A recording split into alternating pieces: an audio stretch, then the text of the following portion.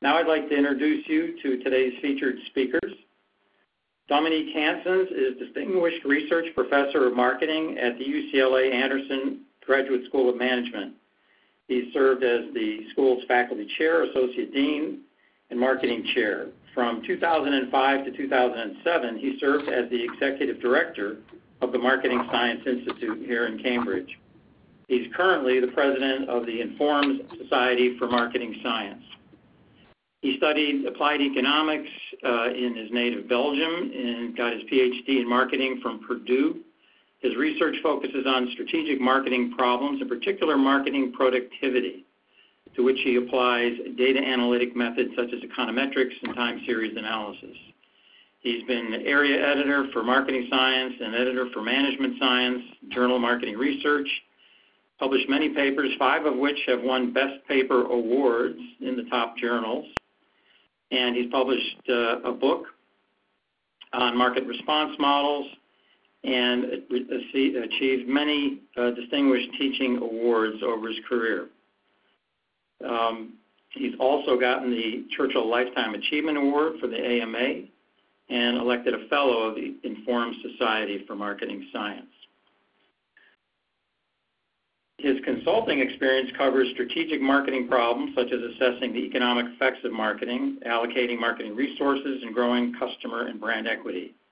His approach emphasizes market response modeling on sophisticated customer and marketing databases and has conducted assignments for British Telecom, Disney, Google, HP, J&J, Mattel, Mercedes, Microsoft, and others. He's a founding partner of MarketShare, a global marketing analytics firm headquartered in Los Angeles. Natalie Mitsick is professor of marketing at the University of Washington. She's an expert in marketing strategy, valuation of intangibles, earnings management, and executive compensation in a range of industries, including healthcare. Her research examines the consequences of marketing strategies on financial performance, developing new metrics for marketing assets, and building empirical models for assessing the value of intangible marketing assets. She's developed econometric analyses of sales, examined issues related to brand valuation, and researched evidence of real activity and accounting-based manipulation to artificially inflate earnings reports. She published in many top journals. She's an award-winning teacher, researcher, having been on the faculties of Columbia, University of North Carolina, and MIT. She serves at the AMA's Academic Council and is an officer of the Informs Society for Marketing Science. And with that, I'll turn it over to Natalie and Mike. Thank you very much, Gordon. And good morning or good afternoon, everybody. Natalie Mitsick and I are delighted to be able to address you today. So as the title there shows, we are going to talk a bit about research methodologies today. And we decided to do that in the context of the research priorities that MSI, as you know, has just released. And as you know, MSI does this every other year, and so that reflects what you, the members of the member companies, consider to be very important in your endeavors. As a reminder, here is the big picture of the new priorities that were just released at the last trustees meeting. And so they deal with things like customer asset cultivation, of course, marketing technology, omni-channel issues, distribution issues, how to fuel growth based upon these new information availabilities, and finally, organizing for marketing agility. These are sort of the big picture topics. When you delve a little deeper, we see that on this page now, so you see the same major 5 topics, and there you see a number of subtopics. And what's going to happen now over the next couple of years is when MSI receives research proposals for funding, they will make sure that we give priority to those that address either one or more of these particular topics. And that's all fine, but of course for you as a member and as a marketer in your organization, it raises the question about, well, how do you approach these topics? And we do that, of course, in academia, but also a fair amount of work is being done within our member companies. And the purpose of today is to help you a little bit in steering through this landscape of many different research questions, help you a little bit in selecting the right methodologies to use. By some coincidence, Natalie and I have recently published a book. It just appeared literally a few weeks ago, which is called The Handbook of Marketing Analytics. And this book is going to be kind of our guideline for today. What this book does is it brings together a number of experts, both in theories, in other words, methodologies, as well as applications, about the many, many contributions that marketing science, or as we'd like to call it in industry, marketing analytics, has developed. There really are a wide variety of methods available now. And then therefore it doesn't become terribly trivial. It's not trivial anymore to decide which ones to use. We are not going to review each and every method, of course. That would take us many days. But I am going to ask Natalie to provide sort of a brief overview of the book, and then what each of us will do is pick one major topic of interest, delve a little deeper into it, and then finally we'll turn it over to you for questions. So, Natalie?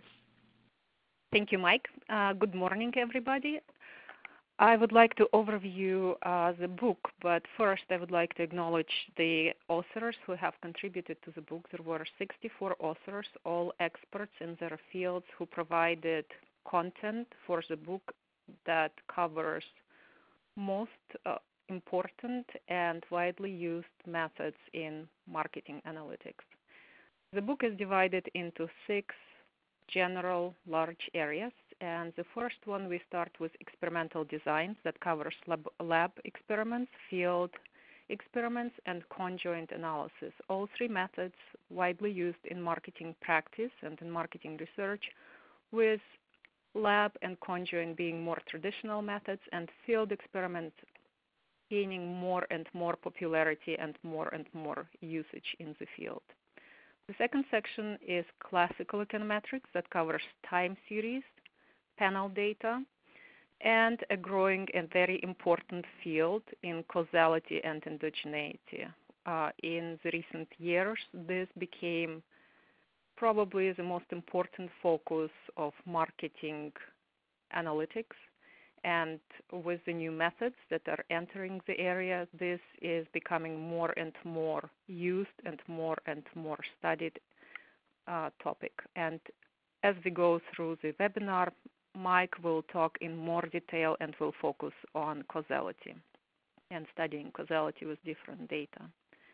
The third section is discrete choice model, a very traditional approach. And here we have choice models, Bayesian econometrics that became very popular and entered the practice in the late 90s, early 2000s, and structural models. That's a newer wave that entered marketing field somewhere in the early 2000s. And as you can see, all of these fields have gained applications in marketing, policy, and litigation support, the 3 areas that are covered in terms of applications in the book. There is also a section on latent structure analysis, and this has been a staple of marketing research, studying to understand consumer differences, segmentation, and preferences, and newer fields of machine learning and big data, which are gaining a lot of traction and a lot of use in some of the industries. Again, applications with the newer methods are expanding what has been possible in the past, and we are looking at visualization in competitive market structure, user profiling in display advertising, and we also see a lot of applications in litigation using machine learning, big data, and latent structure analysis. In the policy, it's still an open field, and we are yet to see applications of these methods there. Generalizations and optimizations, meta-analyses have been used in marketing for a long time to gain insights from many different studies to understand the general big picture effects by summarizing and analyzing studies and outcomes that have already been achieved. And optimization is where all of the inputs of marketing research go in order to make better decisions and improve the functioning of the firms.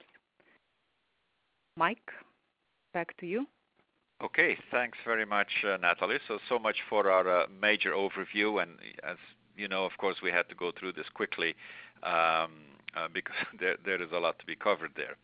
But now, so the key challenge now, as we suggested earlier, is the connection of the marketing questions with the right data and methods. And this is really an important part. In other words, you pick a method because it fits the question you have.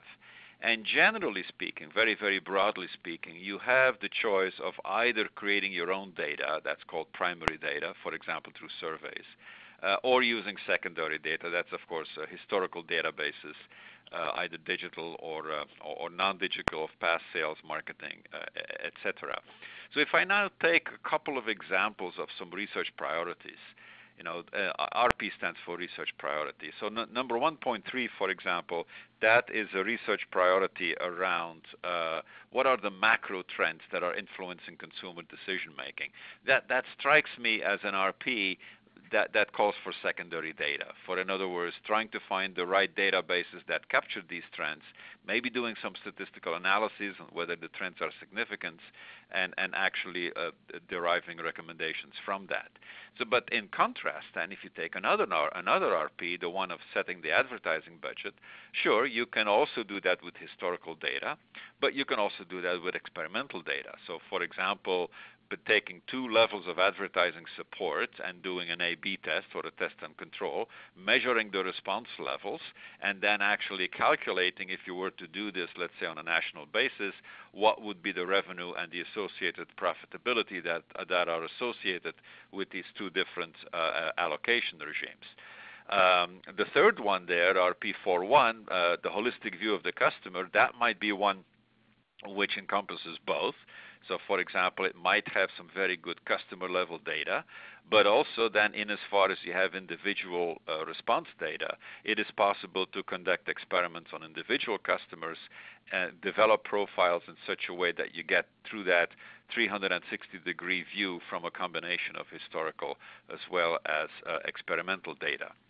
So as you can well imagine, we can sort of go through all RPs and talk a little bit about matching with methods and data sources, but we're not going to do that for lack of time. Rather, we're just going to pick two what we consider are pretty major areas. I'll do one and Natalie will do the other before we conclude, in order to illustrate these points. The one that I picked is assessing causality, which I'll talk about in a minute. Natalie is going to pick a topic that involves communication strategy. As you see there, several RPs relate to it. And the difference is going to be that I will talk mainly about sort of existing methods, and she's going to be pushing the envelope and talk about some of these new methods, such as machine learning, that really were not available until very recently. So that is all to come. Now to continue with the assessing causality topic, why is this important? It might strike you as an executive for a company that this is a rather kind of academic title, assessing causality. But the reason why it's important, if you sort of think about it, okay, many, if not most, marketing decisions actually involve the use of some sort of counterfactual reasoning. I believe that statement is accurate. And what I mean by that is as following. If you make a marketing resource allocation, let's say you engage in a marketing campaign, in order to assess its impact, you really need to know, well, what would have happened if we had not done that campaign? So in other words, what is the baseline of performance that we would have obtained without that extra investment? That's really the only way that you can assess the validity or the return on that investment. By the same token, you often hear that people say, well, we had this great new product, we launched and it tanked, but that's because the economy went bad. We just had bad luck with the economy. Again, that is a counterfactual question or scenario that says, what if the economy had been better? Okay. I'll illustrate this with an example from my own set of experiences in the past. I remember doing this project some years ago for a software firm. And they were really pretty unhappy with their performance in the sense of how many new customers they were getting through various marketing efforts, particularly ad campaigns. And what they had done, as would be expected, is they had actually changed the ad agencies, in fact 3 times. And still things weren't getting better.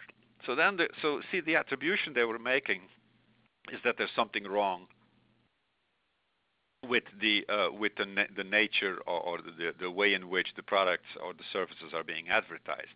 Well, how did we address that issue? How did we create a counterfactual? It basically amounts to putting a database together of their performance over the past 3-4 years. I believe that was weekly or monthly data. Make note, of course, of when these ad agencies were changed, but also make note of when other things were happening, like competitor price changes, for example, or competitor new product introductions, etc. And what we found out very quickly is that the attribution or the counterfactual was actually mistaken. In other words, did the advertising work? Yes, it did, but it didn't change when you changed the ad agency. And the important insight there is that the company was steered in a different direction for looking at improving their business performance. And in this case, actually, it had to do with the value proposition relative to the competition. So that's a very simple example of how you can kind of take causality and the assessment of causality in a managerial framework and show how some good, in this case, data analytic work can really help companies make progress. Okay. Now, generally speaking, we do that in one of 2 ways. As I mentioned earlier, we either do it with experiments or with models. Okay. And our book has several chapters on each. I won't get into the details. You've already seen a brief overview on that. But if I look now at overall, what happens when you assess causality from experiments?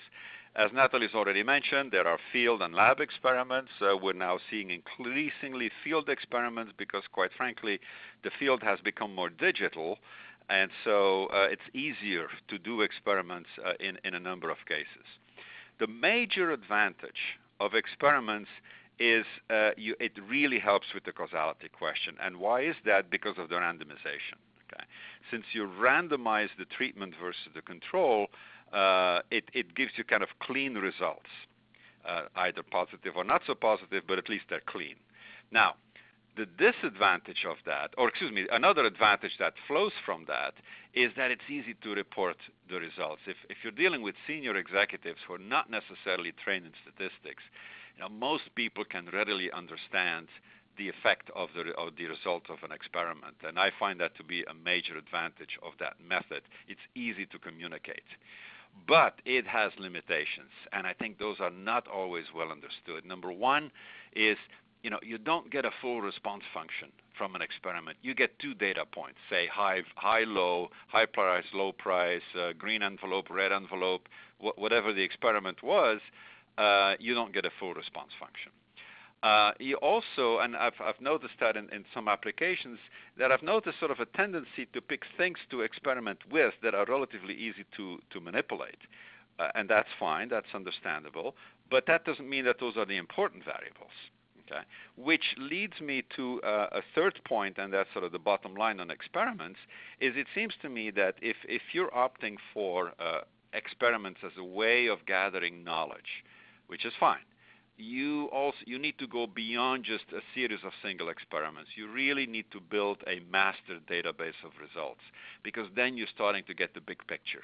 And then also the knowledge coming from these experiments doesn't get transferred when one employee leaves the firm or gets promoted away, but rather it becomes a knowledge base for the entire organization.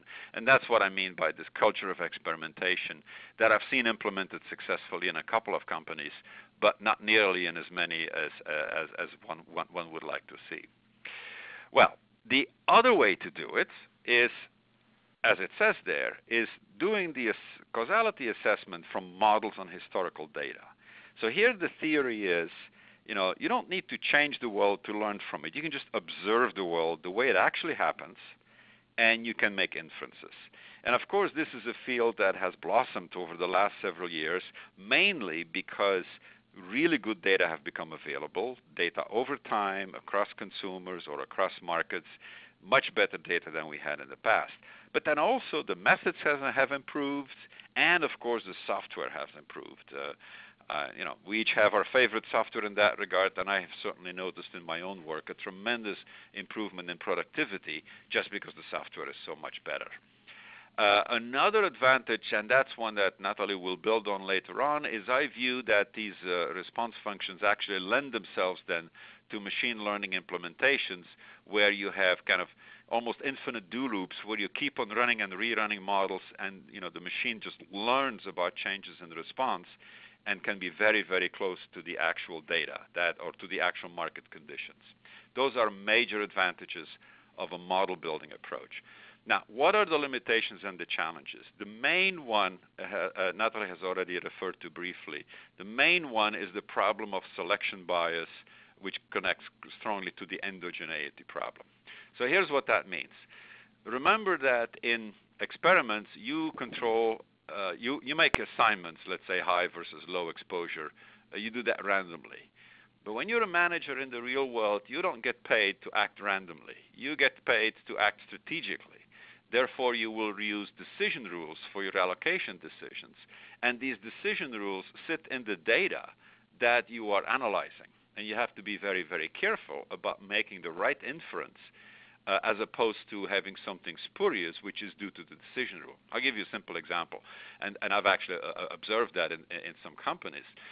So let's say a senior executive who has a very good intuition about which products might do well, let's say new products, versus which ones will not do so well. Let's say the medium versus the high performance. And that executive has decision power over resource allocations.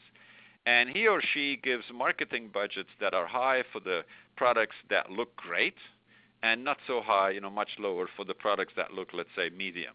Okay? And let's say that this executive has very good intuition, and for the most part, these results play themselves out in the market. Now, if you come in, or if I come in as an analyst and I see these data, what am I going to conclude using any simple model on how the sales of these products respond to the advertising? I will probably conclude that the advertising works extremely well. Why? Because every time the spending is high, the results are high, and vice versa. But what I'm failing to observe is that it's in fact a decision rule that's creating that result. And it would be the same thing if the advertising had zero impact. Okay? In other words, it would be just a decision rule rather than a response effect. Okay? There are various methods for dealing with that. They are, of course, in the book. I don't have time to review them, but that I would say is a major issue. Okay? The other major issue is that these results are not as easy to communicate. Not everybody can be expected to be an econometrician or a statistician, so you need to be very careful about the use of the right response metrics. For example, since most of us, one way or the other, deal with budget allocations, we like to use ROI, return on investment metrics. Those are fine, but they're dangerous to use because of the nonlinear returns. So it's an apples and oranges problem. Okay, we need to think very carefully about how we pick the metrics that come out of an econometric model or a choice model, for example, in such a way that executives can understand the implications. One thing that works very well in that regard, incidentally, is, and that also is used in the machine learning and the big data era, is to use prediction accuracy. In other words, to test the model on a set of data that has not been used in the development of the model, the so-called training set and the validation set. That generally also helps executives understand the value of the model relative to others. The conclusion there is, and I have my personal favorite saying is, a database is a set of answers that's just waiting for questions to be asked. And what that means is that if you're going the route of using historical data for improved marketing decision making, there needs to be a culture that supports that and that really believes in the development and the nurturing of these data. That is actually the last point that I would like to make before I turn it back to Natalie, which is this notion of the power of empirical generalizations. Okay, and that means the following. Suppose you build this data because you have a particular strategic question around something in the marketing mix that you want to test on. Okay, and now you have a result, and the result says, this particular activity provided, significant lift and a very positive ROI, and everything looks good. Okay, the limitation here is that what you have is an anecdote. You have one case of one product that was marketed in one market in one time period with a certain result. Okay? We don't really know whether or not that generalizes. In other words, from one study or even two studies, you can't build a decision rule. Okay? But how about if you store the result, the response results, and as you do more and more of these projects, okay, you keep on adding to that. Okay? That becomes then a meta-analysis. A meta-analysis is sort of a study of studies.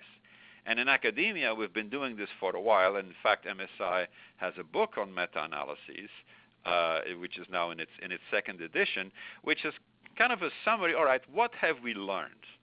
And I'm giving you just two examples here very quickly. We know that price elasticities average about -2.5. Okay.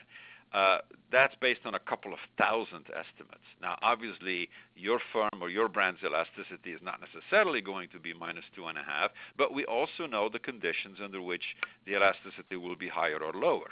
Okay. By the same token, we know a fair bit about ad elasticities. Ad elasticities average around 0.1, 0.11. Okay. So if somebody doubles their ad spend, all else equal, you should expect, on average, about a 10% hike in sales. Okay, we know that. We also know the conditions where that hike in sales is going to be larger and it's going to be smaller. Now, we know that in the academic world because, we tend to do analysis of various industries and using various methods, but it seems to me that within organizations, you can do the same thing at a much more relevant level because it involves the particular markets and products and services that this particular company is interested in. So the development of generalizations is something from all that data analytic work is something that we do have a chapter in our book that addresses that, and that in essence, as it says there, the last line, that becomes the quantitative repository of everything that the firm has learned about marketing. Okay, and if you believe the notion that you pay an executive more because he or she has more experience, then by the same token, why wouldn't that be an asset for the entire firm? And it can be an asset for the firm if you bother to store results and build these metadatabases, which I've only seen so far a couple of organizations use, and they just simply become smarter as a result of doing that. Well, these are the statements that I wanted to make with respect to the study of causality. Of course, I'll be happy to answer questions on that later. But at this point, let me turn over back to Natalie, who will talk about the newer methods specifically with respect to communications design. Natalie? Thank you, Mike. I would like to continue on discussing the methods, but in contrast to Mike, I will get a little bit more into the weeds, and I will try to showcase the new capabilities and the new data that can be extracted with the methods coming into the marketing analytics from computer science and statistics. And I will use as illustration a project I'm working on with Eugene Pavlov, a PhD student at the University of Washington. So all of the heavy lifting on this project was Eugene's, and credit goes there. So what we want to look at is to understand the impact that imagery and text have on consumer engagement with firm-generated social media content. Why is this an interesting question? Well, engagement is very important for the marketers, and 90% say that they want to increase engagement with their content. 72% believe that visuals are more effective and impactful than text-based marketing. And about a third of marketing budgets are earmarked for creating, producing, and publishing visual content. All of that is great. The problem is we don't really know how visual components of marketing affect consumer engagement or consumer behavior. Why is imagery interesting, and why is it different? Well, imagery is processed with different parts of the brain relative to the parts that are used when humans are processing text. So the effect might be different, so the response might be very different. Images are processed quicker, and the processing is more automatic rather than cognitive. and they are much more effective in eliciting emotional processing or emotional responses. So far, however, there is no or very little research on visual content and how marketers use it. It is believed to be important. There are some reports in the industry that using image with your message increases retweets by 35%, and if it is a video, it increases retweets by 28%. So there are some indicators that this is important, but most of the research so far has been focused on text, processing text, understanding text, and imagery has not been considered in as much detail. So what we want to do is to understand the impact of text versus imagery. We want to see whether we can assess the value of visual content or visual emotions that visuals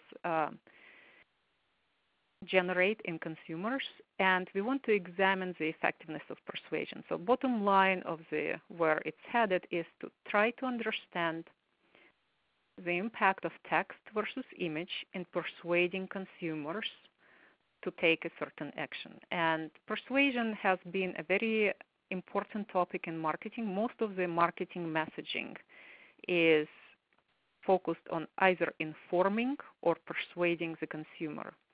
And text has been examined, visuals have not been examined. We want to see what is the relative contribution of these two key elements in marketing messages. So it is easy to study text at this point because text has been actively studied for at least a decade, and there are several applications and research studies, influential research studies in marketing. That's not the case for the visuals. So what we can do is we can use existing tools to process text, to understand what is the emotional loading of text, what is the emotional content of text, but no such tool exists for the imagery, for processing imagery, and that's what we are going to do. And we will apply these two tools to examine the firm-generated social media content to see which one, text versus image, has a greater impact, or what is the relative impact on consumer engagement. This is an example of the data we are going to use. This is Croc's post on Twitter, and you can see it has text, it has image, and it also has outcomes metrics that we are interested in and we will use to measure our engagement. It's retweeting and likes. So how do we understand, where do we begin to understand the emotions and emotional loadings and trying to classify text and image in terms of emotional content? We turn to one of the most popular models of affect. Russell, 1980, suggested that all of the human emotions can be represented in a two-dimensional space. And the dimensions are the sentiment or the valence. The emotions can be negative or positive.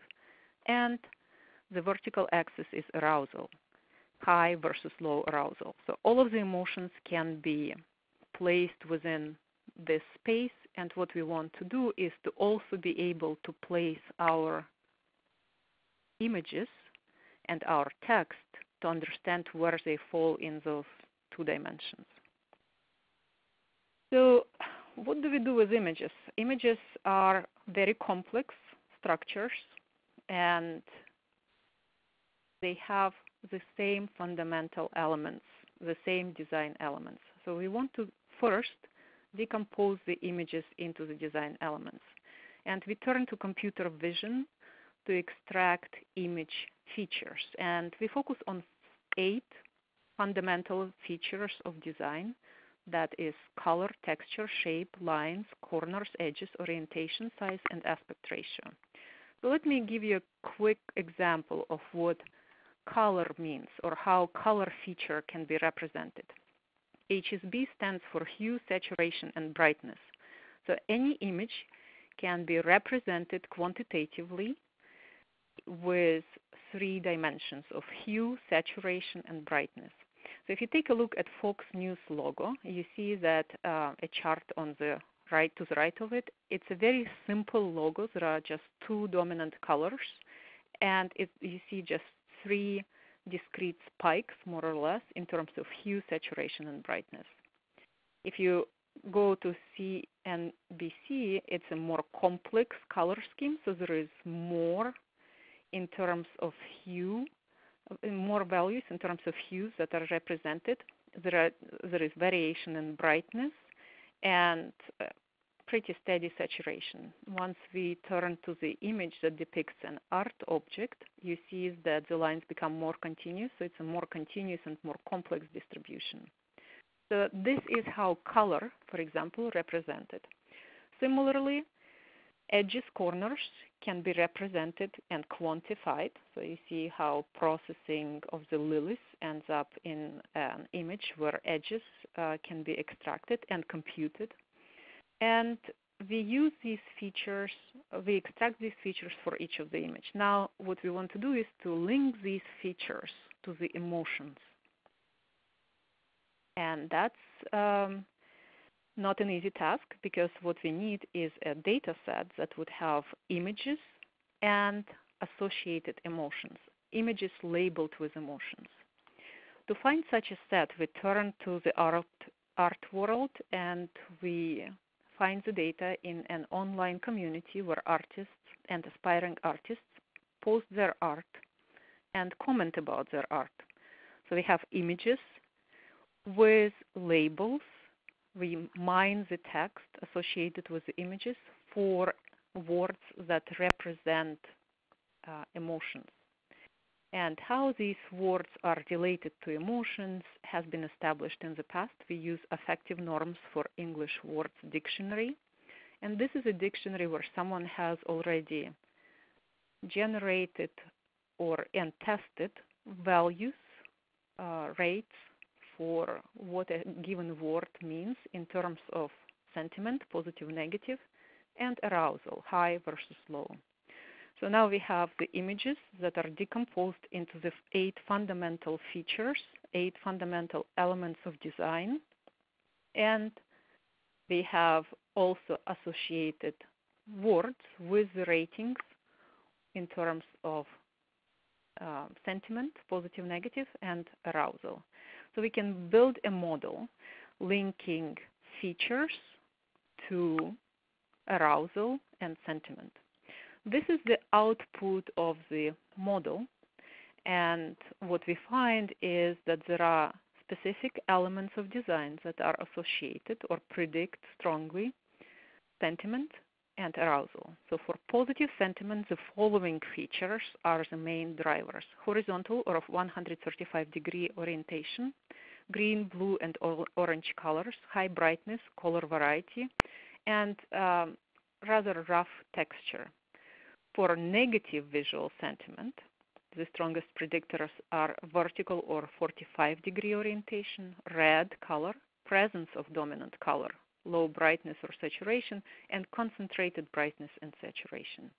So what you see depicted here are the images that scored the highest or the most extreme in terms of arousal and sentiment. So the upper right-hand top corner is images that are high on arousal and positive in terms of sentiment. At the bottom, we have positive sentiment, but very low arousal, very calm something. And on the left, we have negative images with negative sentiment. So in terms of arousal, there is also a very distinct predictors.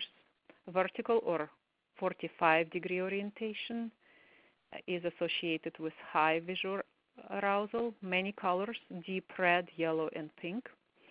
And for low visual arousal, it's typically blue is a big predictor, black and white, many ages, and 135-degree orientation. So with our training set, with our art database, we are able to build a model that can predict what the emotional loading of the image will be, and emotional loading, that would be the score in terms of the positive, negative versus high and low arousal. And we can use that now in a standard regression format. Something similar can be done with text, except it's much simpler because text sentiment has been studied extensively, and there are dictionaries, even dictionaries that are optimized for Twitter posts, and we can just borrow the existing tools to understand the emotional content of text. For arousal, there are also tools that have been developed, and as you can see, all of those are pretty recent developments. Use of punctuation and uppercase, usage of call to action verbs allow us to classify and understand the magnitude of arousal in the text. So with the Twitter data, we have the text, we have the image, and we have the outcome measure. So now we can link these outcome measures to our image features and text. And what we find is that this is some of the results, and we look at the effectiveness of promotional words over time. Why over time? Because going back to persuasion, one of the findings and one of the results that was identified in prior literature is that when people are subjected to persuasion attempts, they eventually learn and they build psychological resistant mechanisms. And these mechanisms become very effective, and the effectiveness further increases if the subjects of persuasion are busy. So we would expect to see people to develop over time resistance to persuasion attempts. And what better persuasion attempt to motivate someone to take an action than tell them that they can get a good deal? Well, it seemed to work initially, but what we see is that by 2015, at least for percent off tweets that contain the term percent off, they are actually have a negative impact on engagement. So the net effect of having percent off in your tweet is negative. Similarly, for the sale, when we see a word sale, it also was positive initially, and then it goes into the negative territory. And telling somebody that you are offering a discount in your tweet also generates a negative response.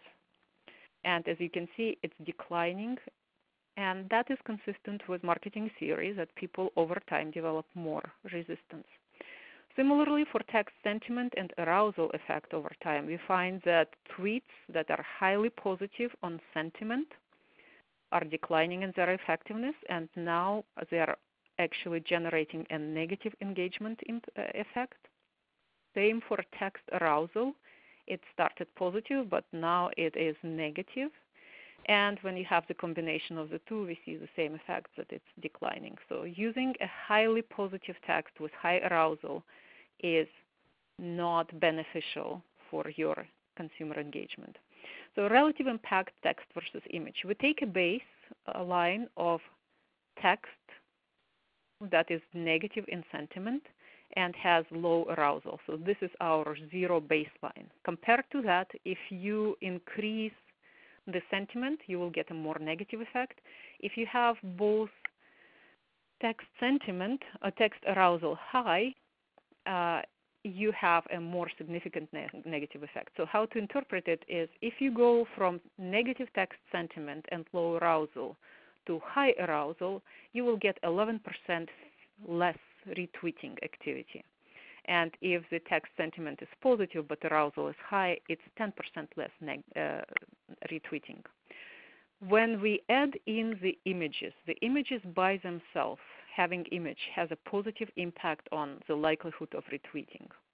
And with the images, what we see is that retweeting increases, but retweeting at the aggregate increases more if image sentiment is negative.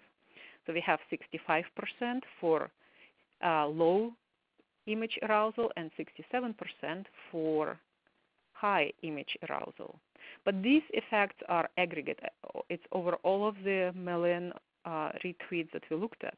What is important is that these results are very different depending on the industry you're in. So this is just the charts for the images. If you want to increase engagement, if you want your message to be retweeted and shared, and you are in a charity and you're running a charity or nonprofit, the most effective would be to use image that has a negative sentiment.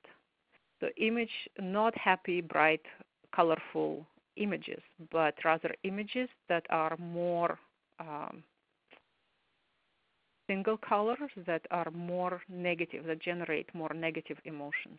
As you can see, the highest retweeting will be generated by images where sentiment is negative. IS is image sentiment, and whether it's low or high arousal, it doesn't matter. The worst image to include if you are running a charity would be an image that is positive sentiment, IS+, and it is high arousal, image arousal high. And as you can see, the picture is completely reversed for the quick service restaurants. For quick service restaurants, the image that will get you the highest increase in retweeting and engagement is the image that is high in arousal and positive in sentiment. And for health and beauty, it's again a different pattern. It's not as dramatic as for quick service restaurants. So here we see generally high arousal, and whether the image positive or image sentiment positive or negative does not make much difference. The standard errors around the estimates are pretty high, but it is primarily the arousal that is driving engagement. So these are the quick results I wanted to share and to show you the new method and the new types of data that can be extracted and analyzed with the new tools that are entering marketing. Now back to Mike. Thank you, Natalie. So I hope that this example has really shown you the tremendous new opportunities. This is literally an example that we couldn't, or that they couldn't have done a few years ago because of advances in machine learning capability, better data sources, and the like. Let me draw just some overall conclusions. Number one, marketing analytics has a lot to offer. There are a wide variety of available research methods. The reason why that is that it is a discipline that likes to look across other disciplines. We use economics, we use psychology, mathematics, computer science, sociology, and I think that creates a richness of approaches, of course, applied to marketing decision making. From your perspective, from an MSI member perspective, it's important to match the methods with the question at hand. And that is, of course, not an easy task, but there are, generally speaking, two sets of methods available, either primary or secondary, as we discussed. Neither is better than the other. They just have different strengths and weaknesses. But what we would recommend either way in order to take the firm forward in a strategic way is to document the results and build a database of results so that this new asset is created that the firm actually develops marketing intelligence, not in the hands of a few sole individuals, but at entire firm level. And then finally, with the new tools such as machine learning and AI, we can do stuff now, like we can analyze, for example, visual imagery relative to text that we simply were not able to do before, which means we're going to be able to solve problems that were never attainable before. So that's very exciting. I wanted to make sure, of course, that we would leave at least some time for questions, and I'll turn it over back to Gordon for that. Thanks, Mike and Natalie. That was great. We do have some questions coming in, and I'll remind members of the audience to please continue to send them in through the Chat with Presenter function in the left-hand corner of your screen. One question goes back to, Mike, something that you said in starting your presentation about counterfactual reasoning. Question is to explain more about what you mean by that. And, the example was, what if the economy hadn't tanked? I think the question is basically to give a little more background and maybe another example or two of what counterfactuals really are. Yeah, it's a very good question. It points to the notion to the following. Clearly, many things affect the performance of our brands and our firms. And different managers will develop different sort of theories, if you wish. Usually that, of course, serves them well. One will say, well, everything is price, and somebody else will say, no, it's my ad campaign that really drives the result. Somebody else will say, well, it's the competition, and so forth. And all of them are probably a little bit true. But it isn't until you build a database of these various candidate drivers of performance and you'll analyze them statistically or econometrically that you can really understand what is the relative importance, let's say, of the economy versus a better quality marketing campaign versus a lower price.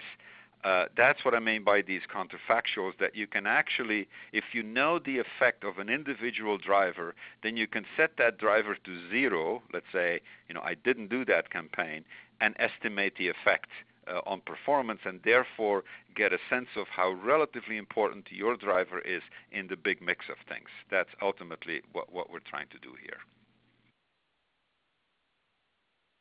Great.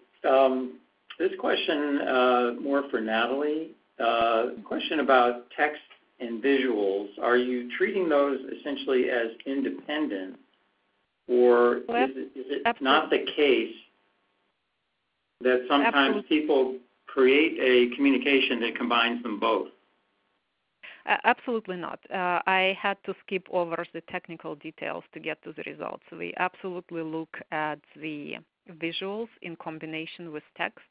Sometimes text appears independently without visuals, so the model definitely addresses the relationship and the interrelation between the two. So no, they are not treated independently. And I also see the next question about the Twitter and as a place to study the impact of visuals. Twitter is just a data source. And in a different study, we actually look at the Instagram and trying to extract the perceptions consumers have for a given brand and validate it. Whether Twitter can be used for studying the impact of visuals, we have done extensive validation in the lab with human subjects to make sure that the model that is developed on the art content is applicable and generates high predictive ability, that has high predictive ability with the Twitter data. So our big challenge was to show that something taken from the domain of art and creative can be used with the marketing content, and we find that that is the case, and the predictive ability is very high. And Twitter is just application, just showing how the model works. The more important part is creating this model and understanding how the design elements relate to emotions. And Twitter is just one place where we decided to study it because we have two elements. It's art, it's an image and it's text, and it is usually a marketing message, well-crafted marketing message. So I'm pretty confident that the model will work similarly with print advertising and with other visual content, whether the text is present or not. But no, in the model that I presented today, text and image are studied jointly. Right. One of the points, Mike, that you made, in fact, on that slide about building a master database to capture all the different findings and possibly do meta-analysis across those data points. The question is, wouldn't we need to follow a fairly consistent data collection and analysis method in each of the individual studies in order to do that kind of data capture and analysis across studies? Yeah, that is a very good question. The answer is to some extent yes. And in other words, what you want to do is not only document the results of the study, but also the conditions that define the study. And that will vary by company. So for example, let's say that you have different regional markets. Of course, you would want to know that one particular result holds for California and the next one holds for Idaho or something. That is pretty straightforward. Time of year might be an issue. Also, perhaps whether this is an older study or a newer study, in other words, the year in which it was executed, which allows you to spot trends. So the question is to basically document each study with a number of kind of context conditions that as managers you feel could impact the results. It's usually not that hard to do in a given study, in a given setting, because most executives who've been working on the company for a while, they'll have a good qualitative understanding of the 10 or 15 kind of major drivers that influence, let's say, the effectiveness of marketing, and then you capture those. And maybe it won't be perfect, but then again, the statistical results, the R-squared and all that, will actually tell you how much of the variance in the results that you're able to explain by these external variables. Again, I'll point to that MSI book on generalizations, which is now in its second edition. I think it's 2015 that we published it, which does that very carefully lays out for each finding, whether it's branding or sales promotion or word of mouth effects or what have you, identifies the conditions under which the generalization was obtained. So hopefully that will help. Yep. It's a question for Natalie. Did you analyze the same cohort when you looked at effectiveness over time? And if the persuasion was for a different cohort, why would persuasion go down over time, or why would it go down over time? So I guess the question is, did you look at it with the possibility of change over time? Yeah, we looked at what happens over time, and the cohort we are looking at are all of the users in a given year. So what we have is approximately 1.5 million tweets. 33% of them had visuals, and there were no images in tweets until 2011. So it's a straight download of all of the data for 600-something brands. And then we look at the response, at the retweeting activity, the liking activity for these tweets based on their text and image characteristics or features. And so it's not a cohort who joined in a given year. It's anybody who is there and can like or not like. So why the impact is going down? I would think that this is very consistent with the persuasion knowledge model. It was a new tool. People were excited. Maybe they were less busy, or it was not as crowded at the time, although we control for the overall volume of the tweets that people receive in a given year, so there are time effects. But you would expect a new tool, if it is effective, being effective initially and then becoming a little bit more blunt. So what we find is that text is becoming more effective, or specific features of the text, like trying to elicit response, so high on activation and high on positivity, are becoming less and less effective. Not just less effective, they actually have negative impact on engagement, but we don't see those effects with images. So what we think, and that still requires additional study, is that people are better able to resist text-based persuasion versus emotional response to the imagery that is attached to the message. So what we are seeing is that text seems to be declining in effectiveness. Yeah. I noticed that we're a little bit past the top of the hour, so we have a little more time if more questions come in, but I did want to make sure to thank you both for great presentation and participating in the Q&A, and thank everybody in the audience for joining us, and let you know that we will be sending out the recording of this webinar very soon. And if you do have additional questions, you can also follow up directly with Natalie at nmizik@uw.edu, or Mike at dominiquensens@anderson.ucla.edu. Those are their email addresses. And also, I wanted to let you know that for MSI members, you can hear more from Natalie at MSI's Fall Board of Trustees meeting, which is coming up November 14th through 16th. The theme for the meeting is going to be Organizing for Marketing Agility, and Natalie will be sharing her research and expertise there. If you're an MSI corporate sponsor, we hope to see you there. If you'd like to become an MSI member and learn from Natalie, Mike, and other academic experts, please reach out to us at meetings@msi.org. So I think given the time